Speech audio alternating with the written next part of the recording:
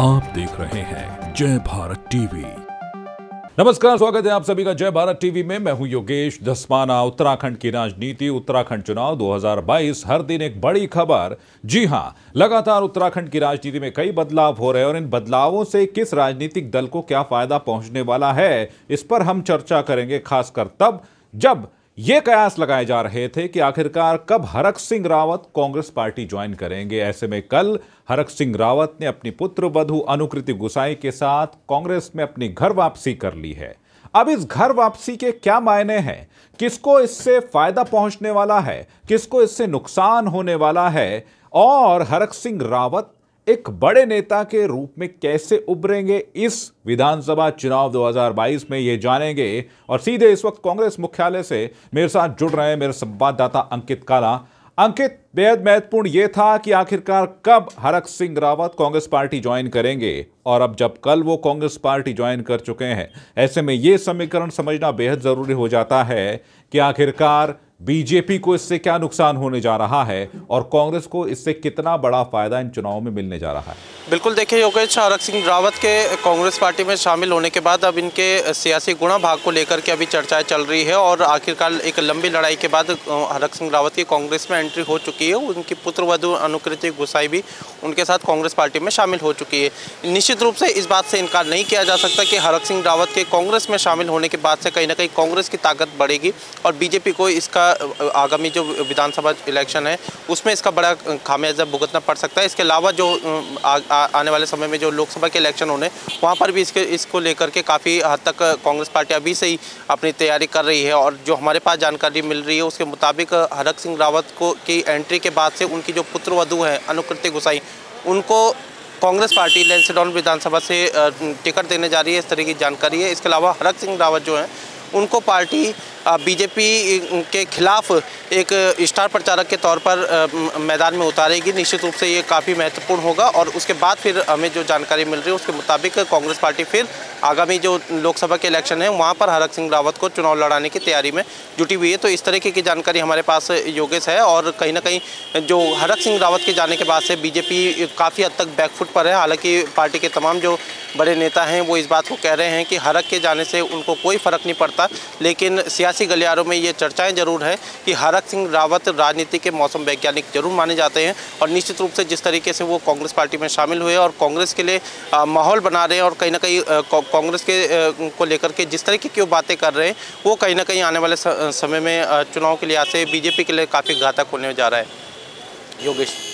और ऐसे में ये भी महत्वपूर्ण है कि आखिरकार कांग्रेस में जो है टिकट को लेकर जो मंथन चल रहा है, क्या ये माना जाए कि हरक सिंह रावत की एंट्री का ही इंतजार किया जा रहा था कांग्रेस में और उसके बाद जो है टिकटों को लेकर जो है आत्म मंथन चल रहा है पार्टी आला कमान में, वो अब जो है जल्दी मतलब पटाक्षेप होने वाला है कि आखिरकार कौन से वो चेहरे होने जा रहे हैं कांग्रेस के लिए जो विधानसभा चुनाव 2022 के चुनावी मैदान में उतरने जा रहे हैं। कब तक इस बात का ऐलान होने जा रहा है?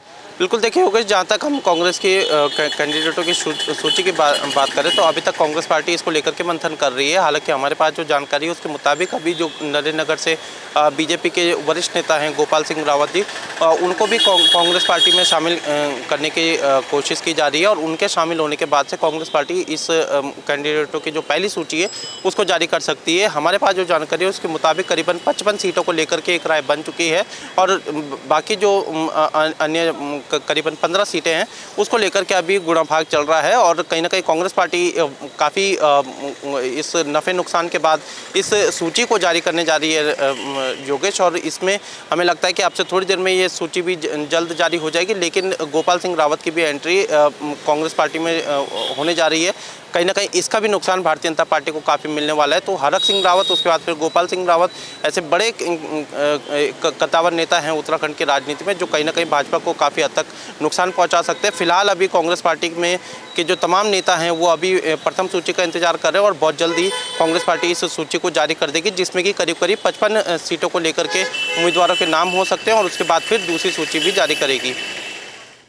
और ऐसे में अगर बीजेपी की बात कर ली जाए तो बीजेपी की भी जो है अभी 11 सीटें हैं जिन पर नाम तय होने हैं। क्या ये माना जाए कि आने वाले कुछ घंटों में या फिर कल तक जो है बीजेपी की भी ये टिकट की सूची आ सकती है? बिल्कुल देखिए योगेश, जहाँ तक बीजेपी की बात करें तो बीजेपी ने इस बात में कोई दो राय नहीं है कि कांग्रेस से पहले ही इस सूची को लेकर के अपने काफ़ी आगे निकल चुकी है। बीजेपी ने प्रथम सूची में 59 उम्मीदवारों की जो लिस्ट है वो जारी कर दी है और अभी जो 11 नामों को लेकर के मंथन चल रहा है उसमें काफ़ी और सीटें, विधानसभा की सीटें हैं। चाहे हम कोटद्वार की बात करें, चाहे डोईवाला की बात करें, तो हमें जो जानकारी मिल रही है करीबन इन दो विधानसभा में तो बीजेपी कहीं ना कहीं चौंकाने वाले नाम रख सकती है। इसके साथ ही साथ बीजेपी की जहाँ तक सूची की बात करें तो वो भी बहुत जल्द आने वाली है। अभी हाईकमान के स्तर पर इन 11 सीटों पर मंथन चल रहा है। बहुत जल्दी बीजेपी भी कांग्रेस की सूची देखने के बाद संभवतः इस अगली सूची को जारी करेगी। फिलहाल बीजेपी की ओर से प्रथम सूची जारी की जा चुकी है, जबकि कांग्रेस की ओर से अभी तक एक भी सूची जारी नहीं की गई है योगेश। तो इसको लेकर के अभी सभी जो राजनीतिक दल हैं वो काफ़ी हद तक गुणाभाग कर रहे हैं और कहीं ना कहीं बीजेपी कांग्रेस एक दूसरे की सूची का इंतजार जरूर कर रहे हैं। भारतीय जनता पार्टी भी बहुत जल्द अपने जो 11 कैंडिडेट्स हैं उनके डिक्लेयर करने वाली है और इसको लेकर के तमाम जो सियासी गलियारों में काफ़ी चर्चाएं हैं और डोईवाला और विशेषकर जो कोटद्वार की जो विधानसभा है यहाँ पर भाजपा के लिए काफ़ी जो चुनौती होने जा रही है और यही वजह है कि अभी तक भारतीय जनता पार्टी दूसरी सूची को जारी नहीं कर पाई है।